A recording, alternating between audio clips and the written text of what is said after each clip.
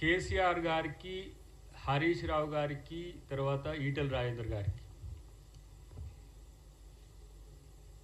Ghosh committee యొక్క ఆహ్వాన పత్రికలు లేదంటే సమన్సస్కు అనుకోవచ్చు, లేదంటే ఆ సంబంధిత అంశంలో వాళ్ళకిచ్చిన తాకీదులకు సంబంధించి వివిధ రకాల వ్యాఖ్యానాలు విపక్షాలకు సంబంధించి కానీ బీజేపీ బీఆర్ఎస్ మిత్రులు కానీ చేస్తున్న వైనం చూస్తున్నాం. ఇప్పటికే కాళేశ్వరంకు సంబంధించిన అంశంలో ఆ రోజు ముఖ్యమంత్రిగా ఉన్న కేసీఆర్ గారు కానీ, ఆ రోజు ఇరిగేషన్ శాఖ మంత్రిగా ఉన్న హరీష్ రావు గారు కానీ, ఆ రోజు ఆర్థిక అనుమతులు ఇచ్చిన ఈటెల రాజేందర్ గారు కానీ డెఫినెట్గా దానికి సంబంధించి వివరణ ఇవ్వాల్సిన సందర్భం ఉన్నది.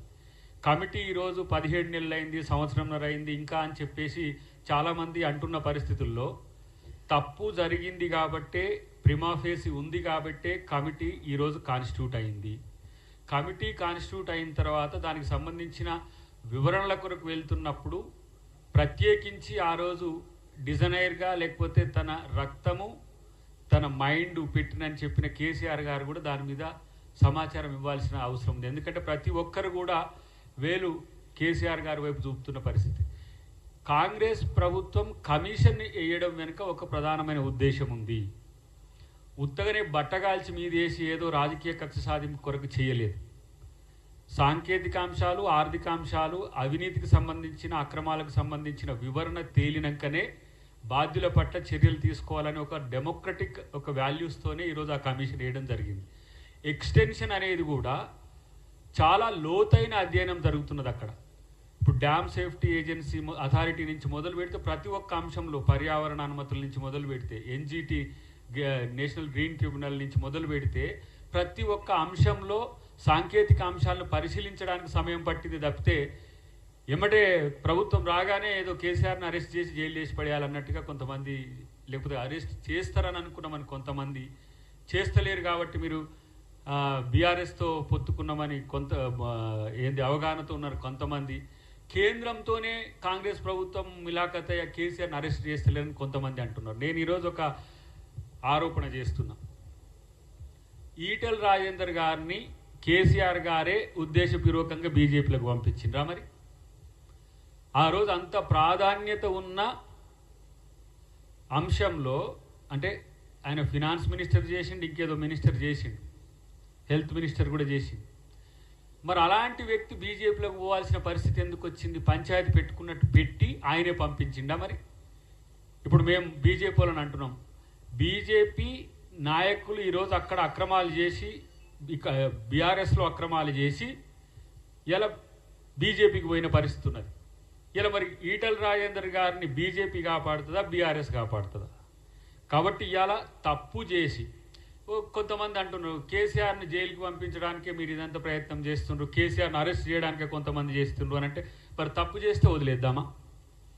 ఈరోజు ఉత్తమ్ కుమార్ రెడ్డి గారి యొక్క అంచనా ప్రకారం పెద్ద ఎత్తున ఆ 7 పిల్లర్లకు సంబంధించి రిపేర్స్ జరగాలని అంటున్నారు. 2,000 కోట్ల, 3,000 కోట్ల, 10,000 కోట్ల, అది ఎంత అంచనా అవుతుంది అనేది తెలియదు. రీడిజైన్లో కూడా లోపాలు ఉన్నాయని ఇలా ఎస్కలేషన్కు సంబంధించిన అంశాలు వస్తున్నాయి. ఏఈ నుంచి మొదలు పెడితే ఇంజనీర్ ఇన్ చీఫ్ వరకు వాళ్ళందరి దగ్గర అఫిడవిట్లు తీసుకున్న తర్వాత అఫిడవిట్లకు వాళ్ళు చెప్పేదానికి తేడా వచ్చినా కూడా మళ్ళీ రీఎంక్వైరీ చేసిన చరిత్ర ఘోష్ గారిది. వారి పారదర్శకత కానీ, వారి యొక్క కమిట్మెంట్ కానీ ఇలా మనం శంకించజాలం. ఒక ఆయన అంటున్నాడు ఇప్పుడే, నేను ఏదో డిబేట్లో ఉంటే, మీరు పవర్ మీద కూడా ఇట్లే కమిషన్ వేసిండ్రు, కేసీఆర్ గారు ఒక లేఖ రాస్తే మొత్తం దాని పని అయిపోయింది, ఇప్పుడు దీనికి కూడా ఒక లేఖ రాసేస్తే అయిపోద్ది అంటే, లేఖే రాసుకో, లేకపోతే నువ్వేమైనా చేసుకో. నువ్వు తప్పు చేస్తే నువ్వు అమెరికాకు పోయినా లేకపోతే ఇంకెక్కడికి పోయినా సరే ముద్దాయి అయి ఉంటే, తప్పు చేసి ఉంటే ఎవరైనా జైలుకు పోవాల్సిందే. ఏదో కేసీఆర్ గారు ఏదో తప్పు చేయనట్టు, ఇలా తప్పు చేయని దానికి ఏదో రేవంత్ రెడ్డి గారు లేకపోతే కాంగ్రెస్ ప్రభుత్వం ఏదో వాళ్ళ మీద కక్ష సాధింపు చేసినట్టు చేస్తే లక్షల కోట్ల రూపాయల ఎస్టిమేషన్స్ అవన్నీ కూడా ఇలా. ఎందుకంటే పాలమూరు రంగారెడ్డి కానీ, కాళేశ్వరం కానీ, ఇతరాత్ర ప్యాకేజెస్కు సంబంధించిన అంశంలో వాళ్ళు ఖర్చు చేసింది 1,00,000 కోట్లు కావచ్చు కాక, మొత్తం వాళ్ళు ప్రాజెక్టుల కొరకు ఎస్టిమేషన్స్ చూడండి 2-3 లక్షల కోట్లకు మొత్తం పూర్తి స్థాయిలో తెలంగాణలో మొత్తం రీడిజైన్ పేరుతో ఇలా కేసీఆర్ తను పాలిస్తున్న రోజుల్లోనే మొత్తం రీడిజైన్ జరగాలని చెప్పి ఒక ఉద్దేశపూర్వకమైన, ఒక రకంగా చెప్పాలంటే ఒక పెద్ద ఆయన ఇప్పుడే అంటున్నారు,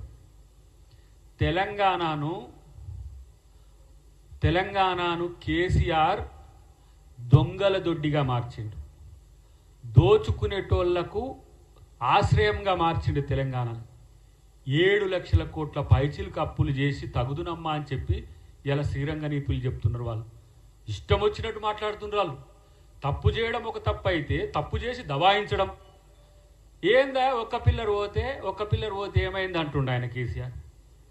3 సంవత్సరాలని ఒక్క పిల్లర్ పోతే అంటే ఇలా నాగార్జున సాగర్ ఒక్క పిల్లర్ ఎందుకు పోలే? శ్రీశైలం ఎందుకు ఒక్క పిల్లర్ పోలే? ఇలా మేము కట్టిన ప్రాజెక్టులు సుదీర్ఘకాలంగా ఈ రాష్ట్రంలో మనుగడలో ఉన్నాయి కదా. ప్రతి శ్రీరామ్ సాగర్ ఇప్పుడు ఎన్ని సంవత్సరాలు అవుతుంది కట్టి? ఒక్క పిల్లర్ కొంగితేనట. అసలు ఫస్ట్ నేనంటే తుమ్మిడిహెట్టి నుంచి ఏదైతే ప్రతిపాదిత ప్రాజెక్ట్ ఉందో అది చేవెళ్ళ వరకు, ప్రాణహిత చేవెళ్ళ ప్రాజెక్ట్ రీడిజైన్ చేయడంలోనే ధనాకాంక్ష, దోపిడీదారులకు దోచిపెట్టారని ఎత్తుగడ. ఇలా దొంగలకు ఆశ్రమించి వచ్చి రండి దోచుకొని పోండి. ఒక్క మోటార్ కాస్ట్ ఏంటో ఇతర దేశాల్లో మీరు చూడండి. లిఫ్ట్కు సంబంధించి కన్నేపల్లి పంపు హౌస్ ఎందుకు ఇలా మునిగిపోయింది అంటే, మునిగిపోతుంది అప్పుడప్పుడు నీళ్ళు ఎక్కువ వస్తే ప్రకృతి వైపరీత్యం అని అంటారు. మరి ప్రకృతి వైపరీత్యం వస్తే శ్రీశైలంలో ఇలా దిగువ భాగంలో ఉన్న పవర్ హౌస్లో బ్లాస్ట్ అయింది తప్పితే అది ఇంకా మళ్ళీ నడుస్తూనే ఉంది కదా. ఇలా కన్నేపల్లి పంప్ హౌస్ ఎందుకు మళ్ళీ నడవట్లేకపోతున్నది? క్రస్ట్ లెవెల్లో ఉన్న అంశాలన్నీ తెలియకుండా ఈయనేని ఇంజనీర్ అయి ఇప్పుడు లేవా మన మీడియా మిత్రులు తీయండి.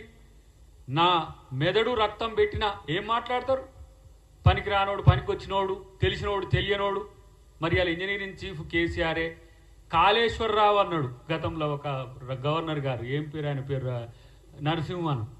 కాళేశ్వరరావు కాళేశ్వరం కట్టింది, ఇప్పుడు కూలిందనేసరికి నోయేశ్వరరావు. ఇప్పుడు నాకు తెలియదు కాళేశ్వరం నేను కాదు. ఇచ్చినామండి ఇంజనీర్లకు, ఇచ్చినాం డిజైన్లు ఇవ్వమని. ఆ ఇంజనీర్ ఎవరో బయటికి రావాలి కదా తీసిన ఆయన. ఎవరు కింది నుంచి మేడిగడ్డ నుంచి సుందిల్లా అన్నారం పైకి తీసుకురా వచ్చి మళ్ళీ శ్రీపాదెల్లంపల్లినే కదా. శ్రీపాదెల్లంపల్లి ఎవరు కట్టిండ్రు? మళ్ళీ కాంగ్రెస్ ప్రభుత్వమే కట్టింది 20 TMCతో. ఎన్ రూట్లో ఉన్న 2 TMC 1 TMC అన్నీ కూడా రంగనాయక సాగర్ కావచ్చు, కొండపోచమ్మ కావచ్చు, మలన సాగర్ కావచ్చు. మలన సాగర్ అయితే భూమి మీద అతి ఎత్తైన ప్రాంతంలో ఒక నేల మీద కట్టిన ప్రాజెక్ట్ 50 TMCలు.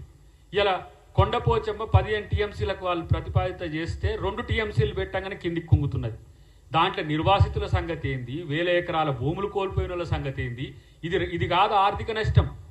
ల్యాండ్ ఎక్విజిషన్ యాక్ట్ 2013 తెస్తే దానికి భిన్నంగా మళ్ళీ ఆయన 2017 తెచ్చిండు, ఇంకేదో 123 తెచ్చిండు. ఇష్టం వచ్చినట్టుగా భూములను గుంజుకున్నారు. గుంజుకోవడం అంటే ఒక రకంగా రౌడీలు దందా చేసినట్టుగా, ల్యాండ్ గ్రాబర్స్ కాక గుంజుకున్నట్టుగా. ఏటిగడ్డ కృష్ణాపూర్ ఆ ప్రాంతంలో మీరు పోయి అడిగితే ఇప్పుడు 10 లక్షలు, ఎవరు మీ మధ్యన మిత్రుడు గాలిరెడ్డి అని మిత్రుడు వచ్చిండు, 10 లక్షలకు 5 లక్షల రూపాయలకు కూడా ఎకరం తీసుకున్నారు. ఇట్లా 10 లక్షలకే 5 లక్షల కాడ ఎకరం ఇవ్వండి. ఇవాళ అదే గజ్వేల్ ప్రాంతంలో నిర్వాసితులు ఎవరైతే ఉన్నారో పోరాడిన వాళ్ళని తీసుకుపోయి జైల్లో పెట్టిండ్రు. జైల్లో పెట్టుడే కాకుండా వాళ్ళకు కాలనీ చెర్ల బఫర్ జోన్లు కట్టించిన చరిత్ర కేసీఆర్. ఇట్లాంటి